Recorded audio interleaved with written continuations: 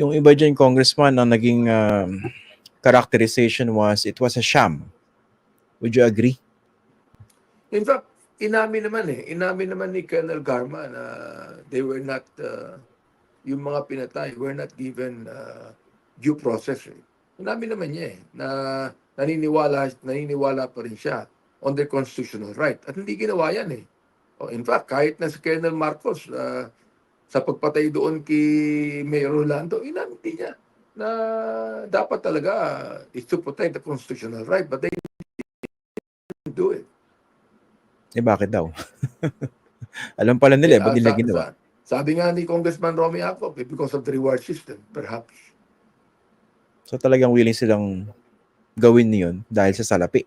Yan ang lumalabas. Totoo yun. It's the love of money. Kaya sabi ko nga, walang pagkakaiba ito. Walang pagkakaiba sa mga drug pusher to na nagpupush ng drug dahil sa pera. So, kung ang ginagawa ng kapulisan natin, bumapatay yan dahil sa pera, ano pagkakaiba? Wala rin pagkakaiba. Nagmumukhang mersenaryo. Kasi kung gagawin mo yun para pumatay, hindi po ba? And that's really something na kaya nga we just filed a bill on the EJK na gawing heinous crime itong extrajudicial killing na ito. Para hindi na po ito maulit sa ating bayan. Kasi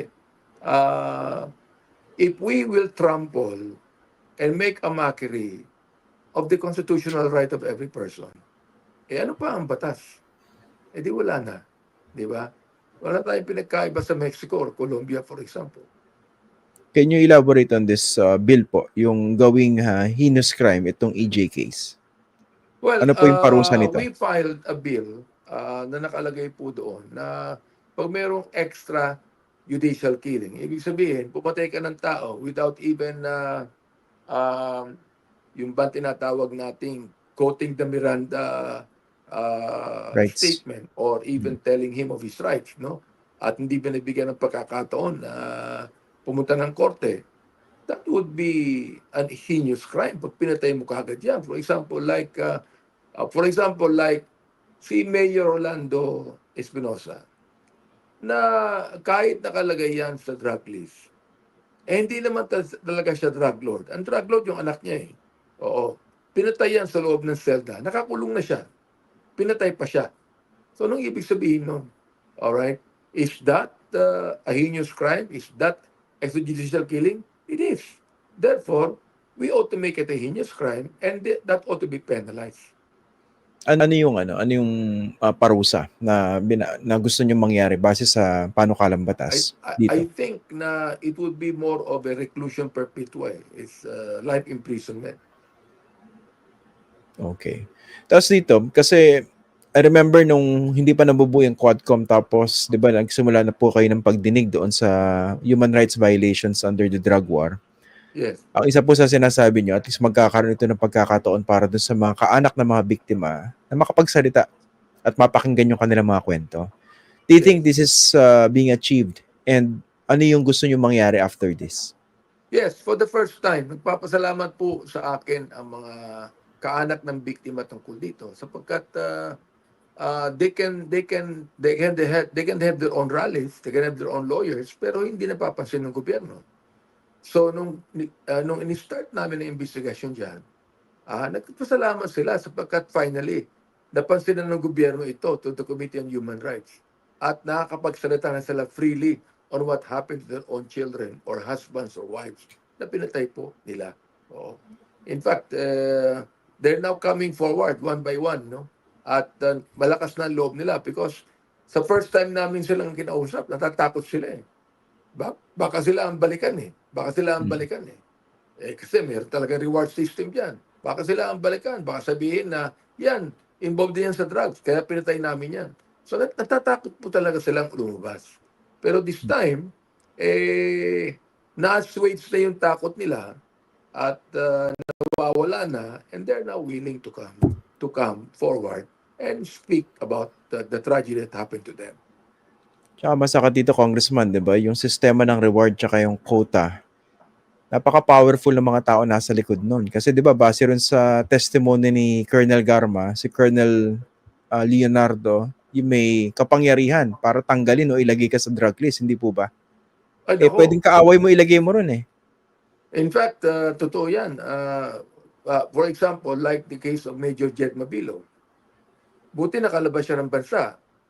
Kung hindi, wala na siya ngayon. Ano? Can you imagine, nilagay siya sa drug list. Samantalang, sabi niya, he's fighting drugs in his city. And all of a sudden, he was put into a drug list. You see? Kaya Yeah. matindi po talaga itong tinatawag nating reward system na ito. Kaya alam nyo, sinabi ko pa nga sa aming hearing halimbawa, baliktarin natin. Ang bigyan natin ng reward, yung police natin, na hindi pinatay yung drug pusher. Nirewardan natin. Hinuli niya, pinosecute, dinala sa korte, ikunulong. Hindi niya pinatay. Ano kaya mangyayari? Marami bang papatayin? Palagay ko wala.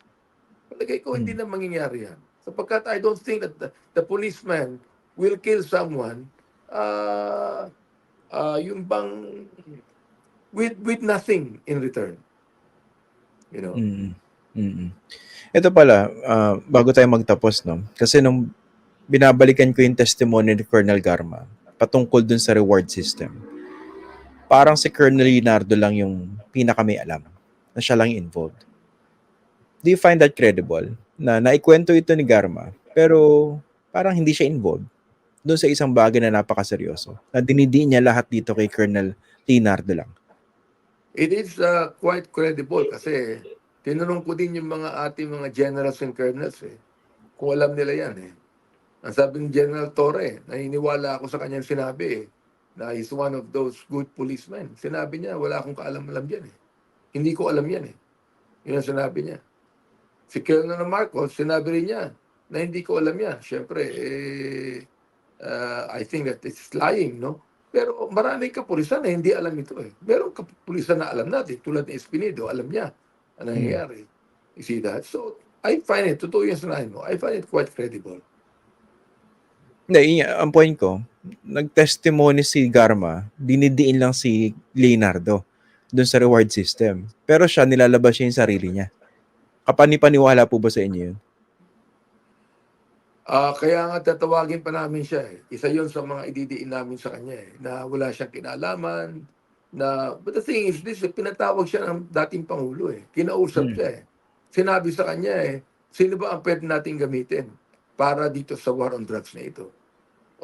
Ibig sabihin, may alam siya. Yun ang binanggit niya sa Colonel Leonardo Ibig sabihin, kasama siya ron. Hindi na niya pwedeng ihiwalay ang sarili niya. Si ano po ba, si Colonel Leonardo, may indication na ba na baka willing na rin siya magsalita once and for all? Lalo't nagsalita na itong si Colonel Garma? There is a very good indication. There is. Na magsasalita na rin just siya? reveal that to you now, pero there is a good indication na magsasalita siya.